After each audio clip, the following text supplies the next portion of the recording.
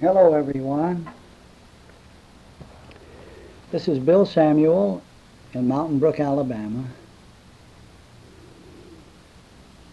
coming to you at the beginning of the new holiday season. The new holiday season. Every day is part of the holiday season. Christmas really is all year long, isn't it?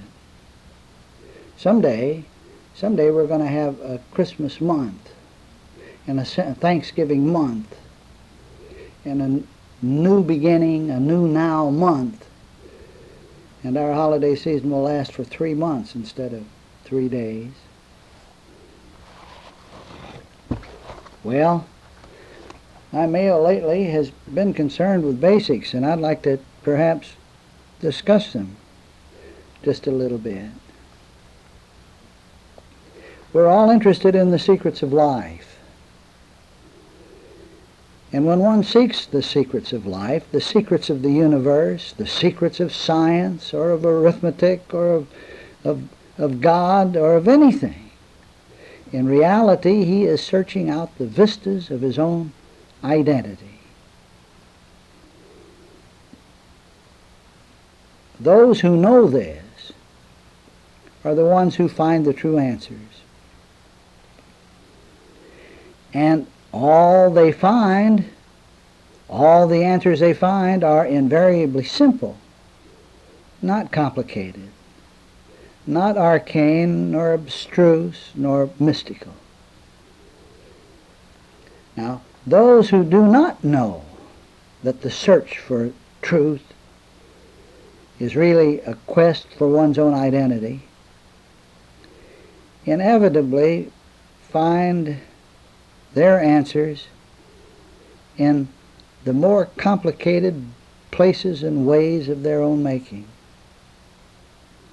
until such time as they are struck by the enigmas of their black holes.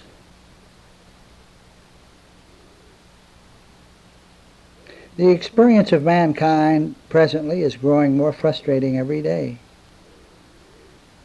Human pressures are mounting on every hand. As various segments of humanity find themselves unable or unwilling to keep up the frantic pace, or longer battle the self-imposed frustrations, the man-made lids are beginning to pop off. And when will it end? Well, apparently not until a misidentified mankind is forced out of his misidentification in a self-wrought and necessary Armageddon. But you and I are not waiting for the world out there to awaken.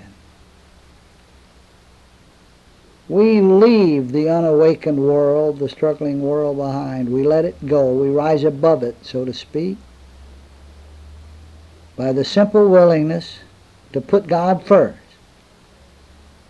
and let God, isness, presence, ineffable, allness, or whatever else you want to call it, allow that ineffable presence to be the all and the only of us. Now, this is not an impossible task. It isn't even all that hard to do. It is only from the standpoint of a judgment maker that it even seems necessary, much less a difficult job to be undertaken. The fact is, God already is the all we are.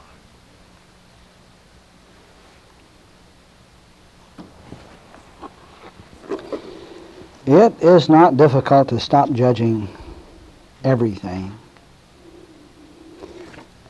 after it's been discovered that judgment is the cause of most of our apparent suffering. It isn't hard to stop cherishing the things that the world calls valuable when it's found that they have no value.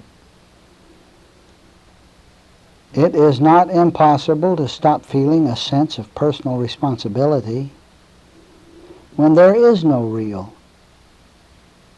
personality, no real identity to feel responsible, not a real one.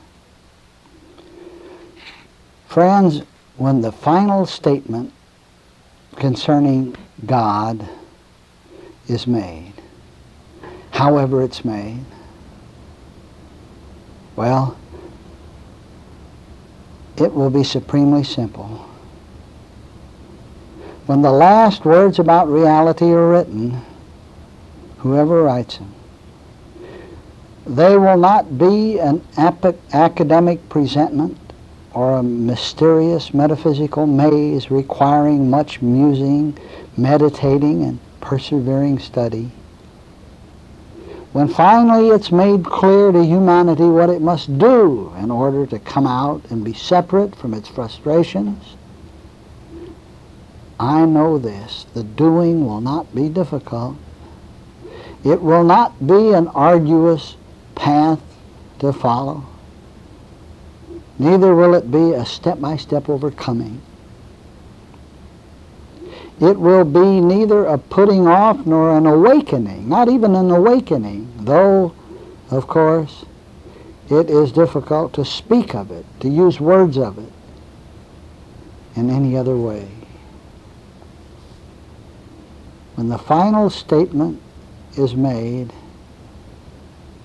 it will be an utter simplicity, a childlike simplicity that excludes no one and no thing.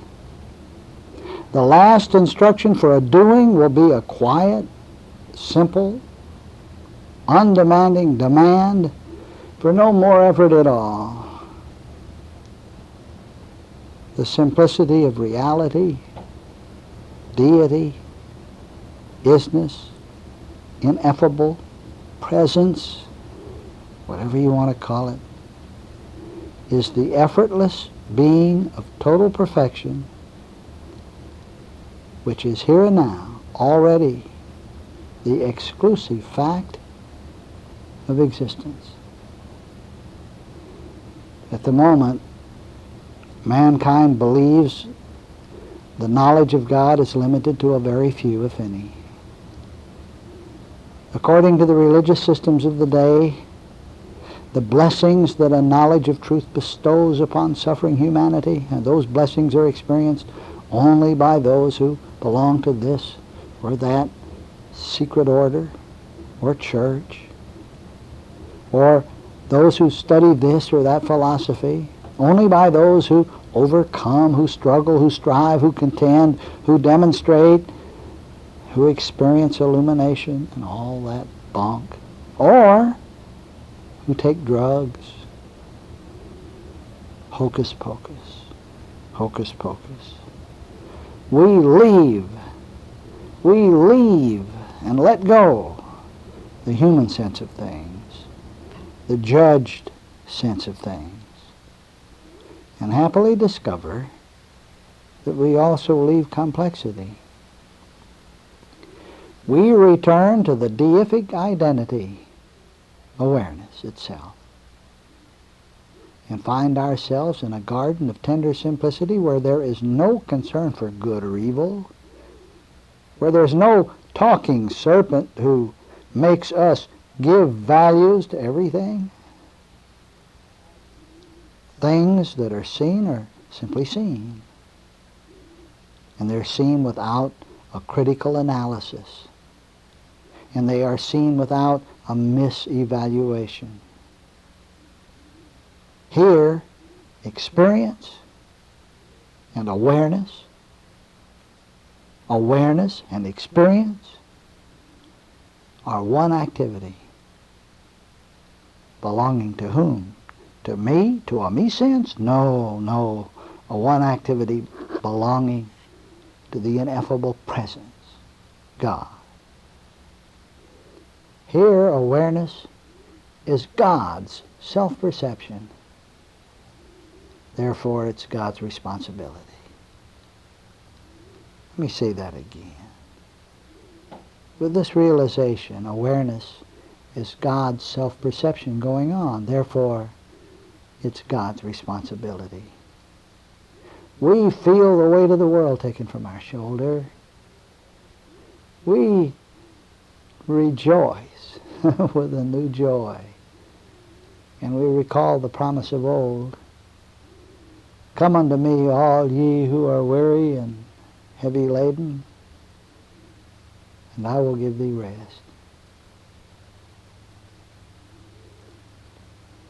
Deity, or the ineffable, or Godhead, or presence, is a paradox to man, who cloaks his measly little bits of wisdom with an aura of profundity to impress others and to feed his own insatiable ego. But to those sincerely interested in ascertaining reality, or the presence, there is an area of breakthrough available, a place of breakthrough. Now listen, where is it? Where is it? We are in the fertile center of that area the very instant we stop playing the judge, the great evaluator. And of course, in order to stop being the judge of awareness, we stop being the me-sense, the great owner of awareness, the one who says, this awareness is mine. Here in judgeless being, tribulations, human tribulations, are rooted out, smothered, and returned to their native nothingness. And in its place, or in their place, grows a burgeoning tranquility, a grand tranquility that exists where the elations and depressions of personal judgment seemed before to hold sway. God is not a complexity far off and unattainable.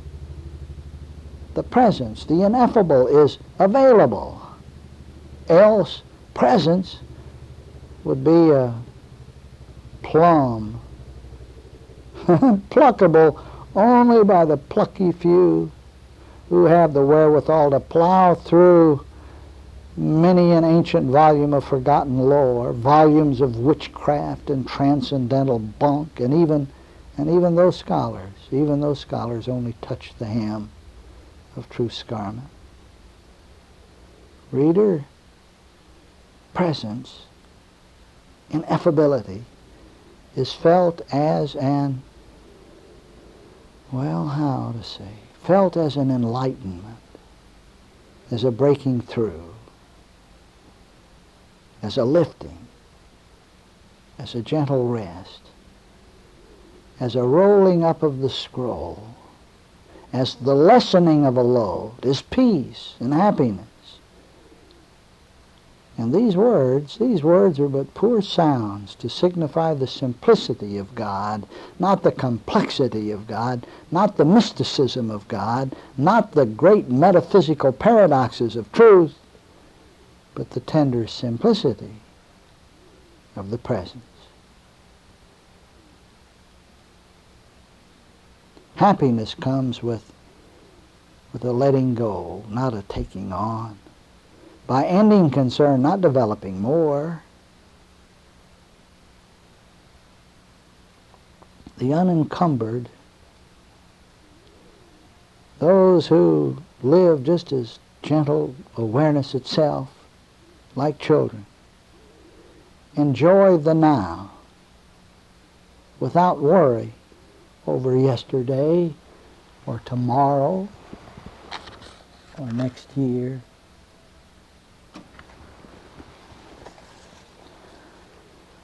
How children joy in fragrances and colors and moving things. Their sweet simplicity is why the world is so wonderful to them. Their enjoyment of the now is why the flip of a cricket or the silent plop of a pudgy frog is a momentous event. Credulous innocence is their entry into every activity with gusto. And it's also why their imaginations run so freely from fancy fairy tale to wondrous dream. Why the sounds they hear seem so sharp, and sight so exciting, and air so crisp and filled with all it's filled with. This childlike simplicity appears to become veiled by the processes of education. Growing up is to become brainwashed, conditioned, and accustomed to playing the pseudo-identity. Adult, adulterer, chief evaluator and judge, me-sense. Ah, but the unencumbered, the sweet, gentle, unencumbered with the freedom of angels, remain unconcerned with the world's evaluations, even while remaining hyper-aware of everything in the universe. Oh, reality isn't lost sight of. There's no sticking the head in the sand. Our simple childlikeness continues. Our alertness remains undimmed. Who doesn't speak of the innocence of youth? Who doesn't wonder at the idyllic credulousness of childhood? Who hasn't longed for the exhilaration and exuberance of youth again, for the health, happiness, and carefree excitement of childhood? And who hasn't heard the Christ say, "Except ye become again as children"?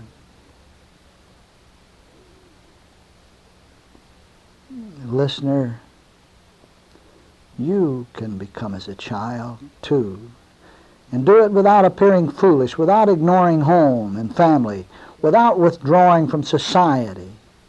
We become childlike in the most effortless way imaginable as we stop making vain and unnecessary evaluations, as we stop trying to be the possessor and the owner of this awareness and live this instant called now.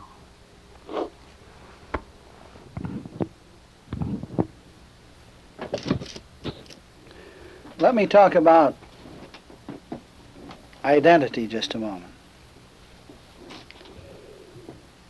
Identity, who we are, what we are. Identity, identical.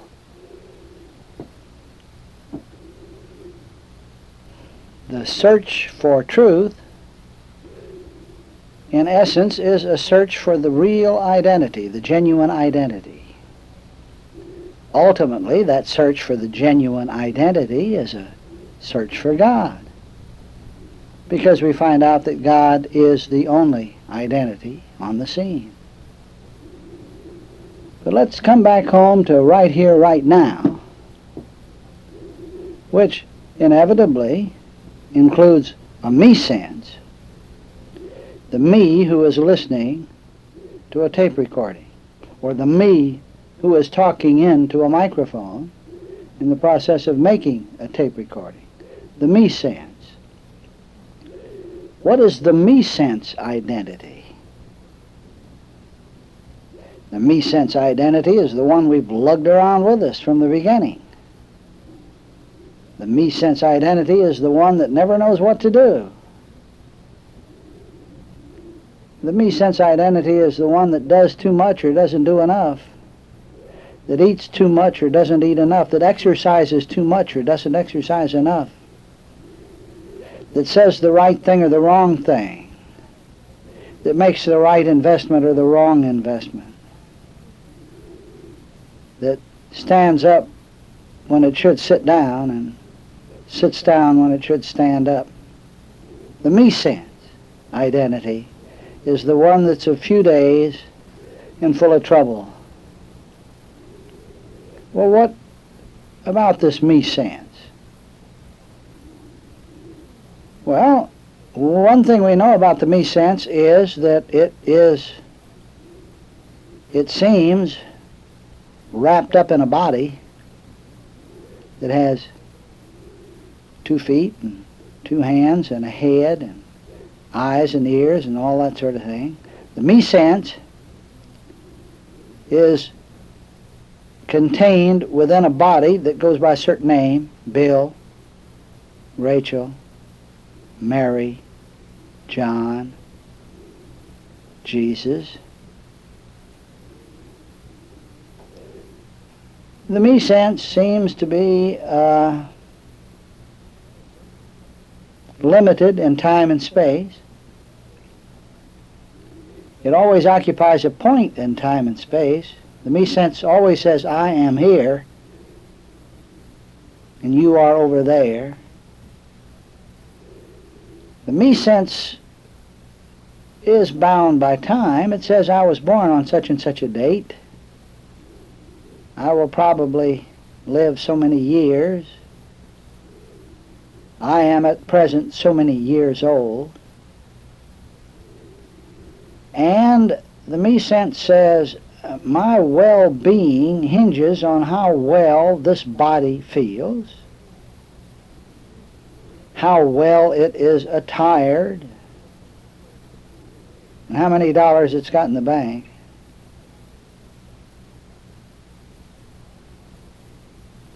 The me sense is a few days and full of trouble. It never has enough dollars. It never has enough happiness. It never has enough friends. If it has dollars, they're lost. If it has friends, they're fickle. If it does have time on its hands, it doesn't know what to do with it. And if it doesn't have time on its hands, it wishes it did. The me sense is always concerned about the body sense and how I feel. The me sense looks in the mirror and says, my, I'm getting old. The me sense says, oh my, another wrinkle, another gray hair. The me sense says, oh, how time is flying. Here the holidays are on us again. Well, what about this me sense? The me sense says, this life that is mine is made up primarily of consciousness, awareness. I am aware, the me sense says. I am aware at the moment of listening to a tape on a tape recorder. I am aware at the moment of making a tape. I am aware at the moment of sitting in my little study here, listening to the buzz of yon little refrigerator, hoping that the furnace doesn't turn on and drown out all of the sound, hoping that the dogs won't bark outside again and mess up another tape. The me sense says, I am aware of people, places, and things. The me sense says, I am aware of a body in time and space. And this is what identity is to the me sense. A body in time and space that's so many years old, that has had this experience or that one. Well, now, what alternative have we for identity? As we begin here with the me sense, one thing we have to be absolutely positive about is that awareness is. Aha! There goes the furnace, it just turned on. So the hissing you hear now will not be your tape recorder,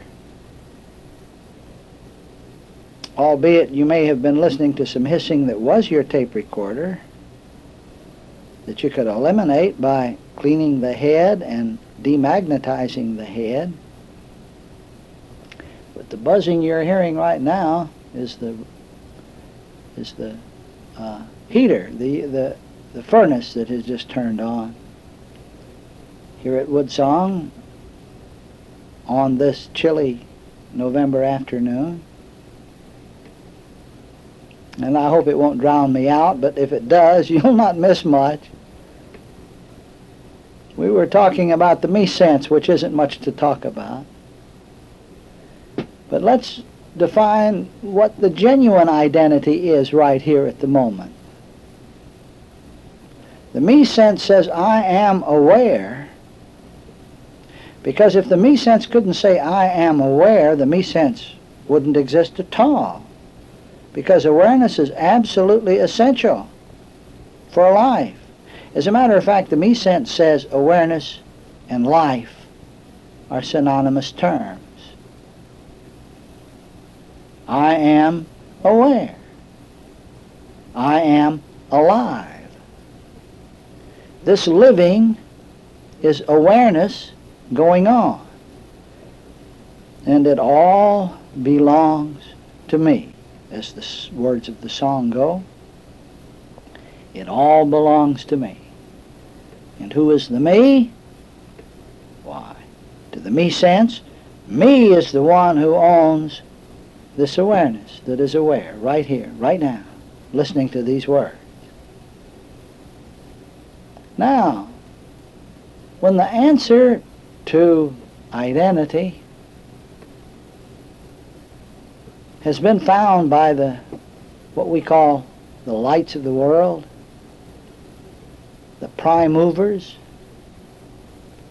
the founders of the great religions, the mystics. When identity has been discovered, lo and behold, a strange thing happens. Awareness is retained, and the me sense that owns awareness is seen for the idiocy and the nothingness it is. Now, let me say that again. Because, folks, as I sit here and talk to you now, I have no papers before me to read. I have no notes to work from. This comes from the heart I am.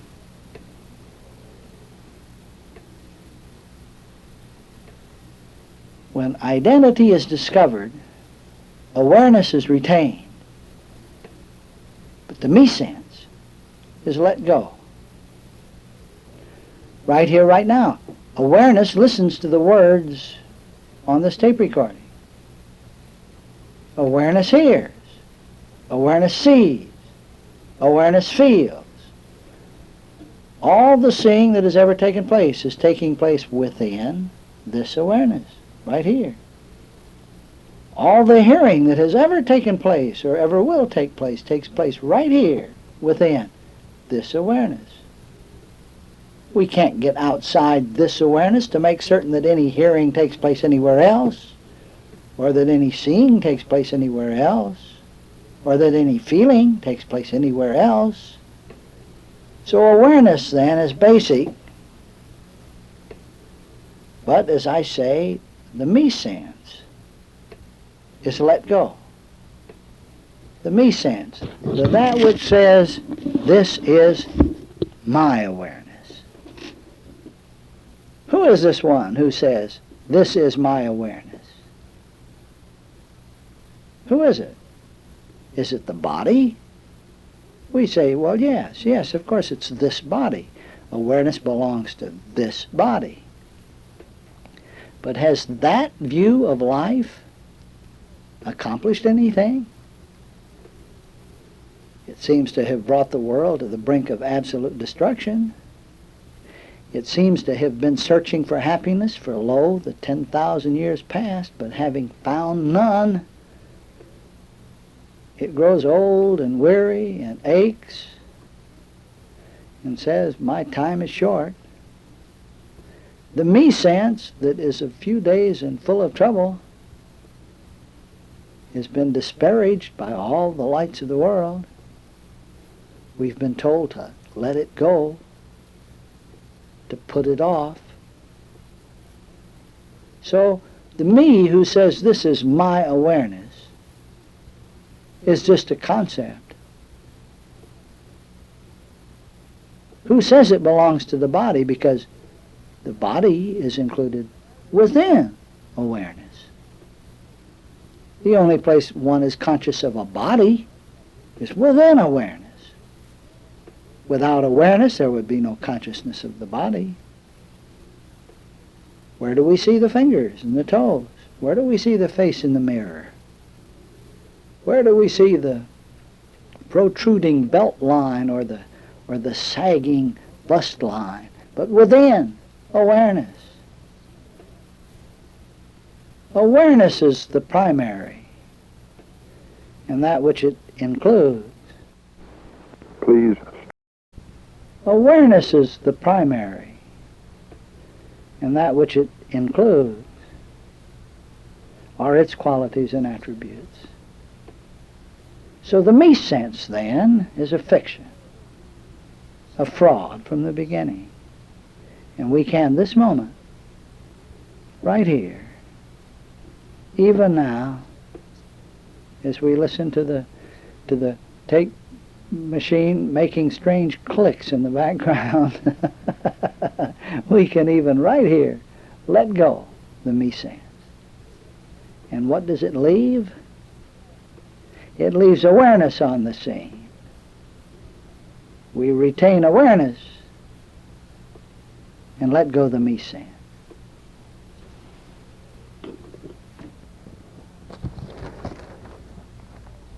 I have a letter here that seems applicable at this moment. The gentleman writes, he says, "Dear Mr. Samuel, I enjoy your philosophy." And he goes on to say, but he would like to have a very practical answer. He says, "Please be practical. Tell me exactly how this awareness business is applicable to me and how it relates to my daily affairs. Tell me how it should feel to me." Then he asks this question that I would like to answer for everyone. Am I supposed to feel the same when I'm working as when I study and meditate? Well, let me address that. Am I supposed to feel the same when I'm working as when I study and meditate?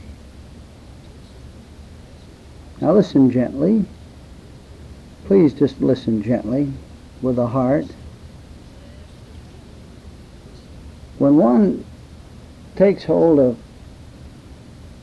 awareness to be his identity, that is, as we understand that awareness itself is identity, and that we are not the possessor of awareness, rather we are awareness itself. Now as we do this,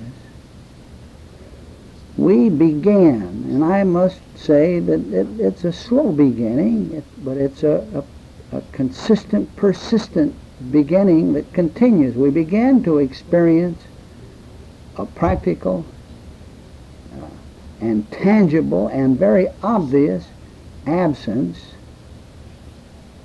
of anxiety, of fear, of the old human consternation and apprehension. And especially there is a lessening of human desire. That is, a desire for anything other than a knowledge of the truth itself. This feeling of equanimity remains, I guess, in this, and I don't know what word to use except motiveless.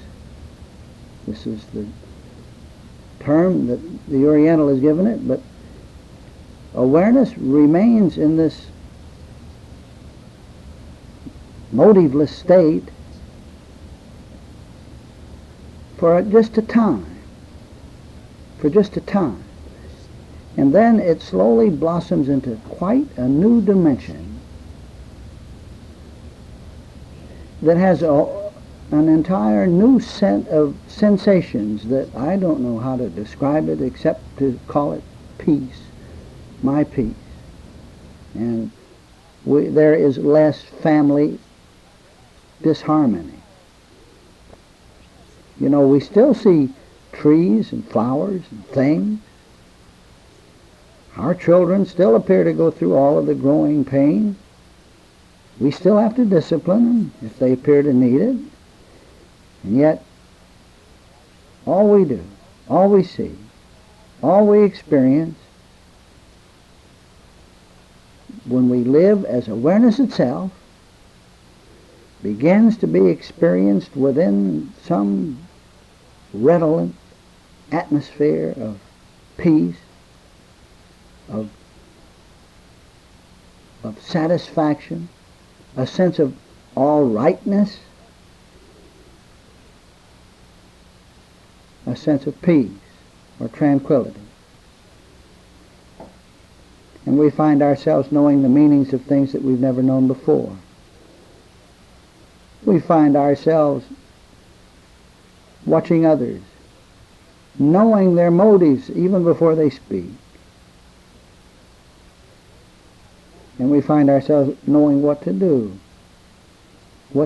about most of the situations that present themselves, if not immediately, but then eventually. It's as if a voice were behind us saying, "This is the way, walk ye in it, when you turn to the right hand and when you turn to the left." Indeed, living as just simple, credulous, childlike awareness, we are so instructed.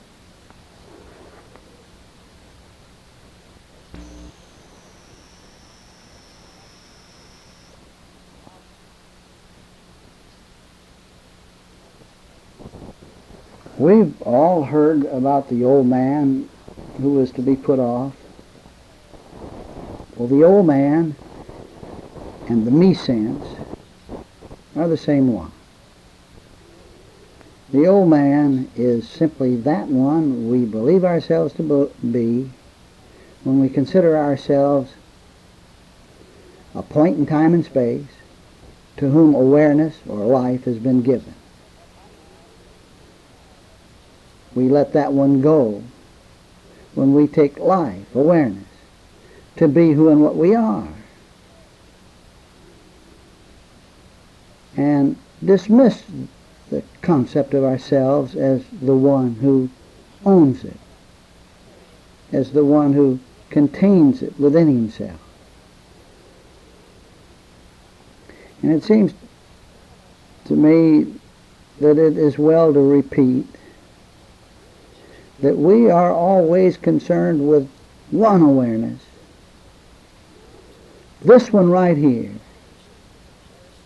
When we speak of the personal judgment of this or that, we're not talking about the judgments and the opinions and the evaluations that the world out there makes. We're talking about those that are made right here as this awareness called oneself, as this awareness called I. When we speak of the old man, we are not talking about the misidentification of our friends and relatives, or the people down the street, or about the incorrect opinions that they appear to have of themselves. We're talking about the misidentity only we can presume ourselves to be right here, right now, ourselves. To put off that one is not for others to do, but for me to do, right here. Others have nothing to do with it. The picture of the world, including others, is all right here and now. This awareness being I, not another. Seest thou this?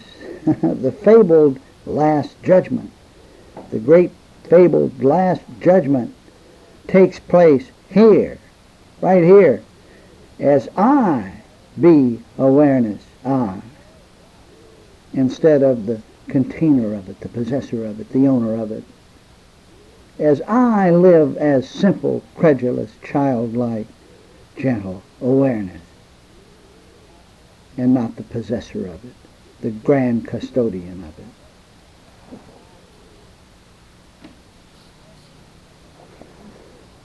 Once upon a time we looked out on experience and we saw it divided into a good and evil world.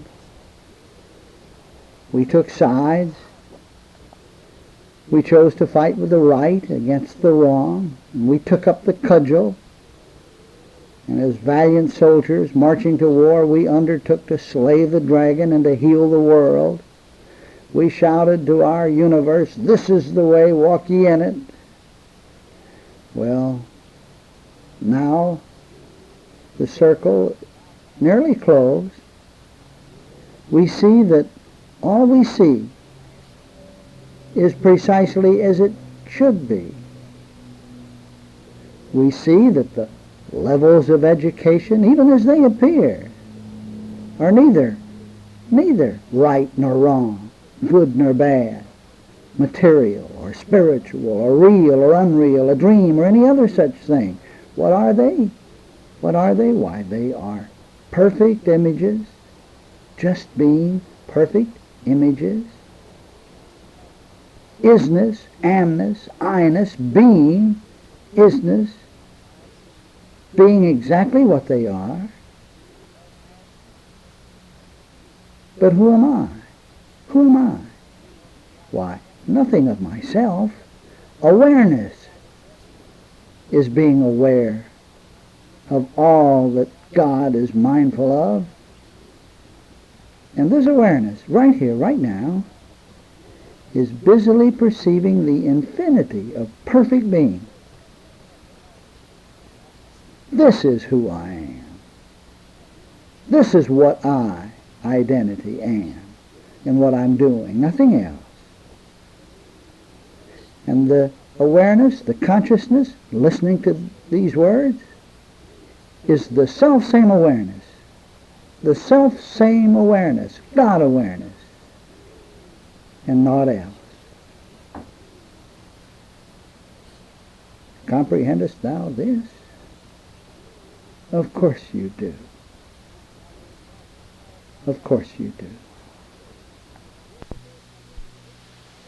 Years ago, someone wrote that all the people on earth, if they were assembled in one place, standing side by side, would occupy only a square mile of land. Well, they would certainly cover more land than that today, but let's use that square mile for the sake of an illustration that will make a point. Imagine in your mind's eye that all humanity is brought together into a great glass pyramid whose four corners cover a square mile of earth. Now these people are standing jammed together like young people at a rock concert inside the great crystal pyramid, and all of them are facing the center. Well now, how would each person describe what he sees as he looks up? Well, each one would see the four quadrants of glass coming together at the top. Now let us suppose that they can see the stars beyond, including Polaris, the North Star, whose position remains constant. And these people are asked to give a description of the North Star's location. You got that? Everybody inside a big glass crystal pyramid. They're looking beyond. They look up. They see the North Star. And they're asked to describe its location. Well, those who stand in the east of the pyramid would make different measurements to plot Polaris than do those in the west.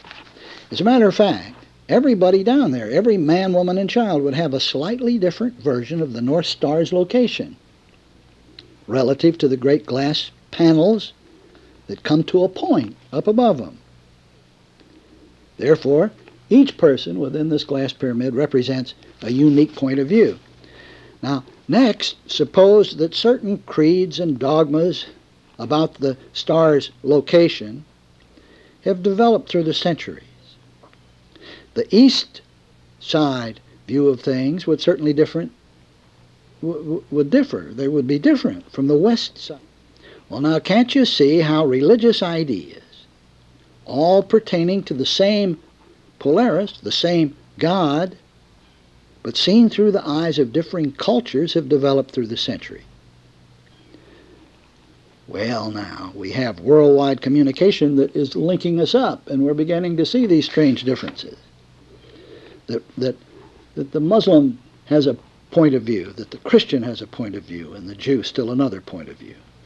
Man's personal views of his relation to Godhead are not unlike the pyramid people's views of their relation to the North Star. Religious ideas generally refer to the same one, to the same God, to the same ineffable, but each one has its own sets of proofs for validity. And in truth, every statement is valid. That is, every statement about Godhead is valid so far as its measure goes. Isn't it strange that some of the world's religions can perceive this difference and allow for it, while others stand like staunch old southern pines in the wind, refusing to give any other point of view an inch, claiming that their own perspective is the only valid perspective of the ineffable. Oh my, just recently a storm blew through here, and it twisted so many pines' tops right out, staunch, unyielding points of view. We see that all eyes pointing to the top, looking up at this pyramid, all eyes pointing to the top represent individual points of view, individual lines of thought. Now, so let me show in a simple way how powerful subjectivism is. Now, what the new wave of things happening in the world now is this subjective view. Subjective thinking is the new wave of things that is to come for mankind.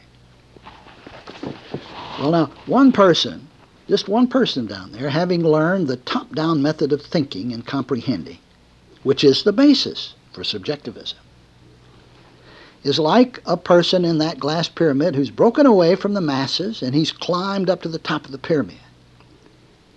He's up at the very peak. Now, his view is like a great eye at the top of the pyramid, and up there he is looking down at everyone who's looking up. The top-down view includes all of the bottom-up views within itself almost simultaneously.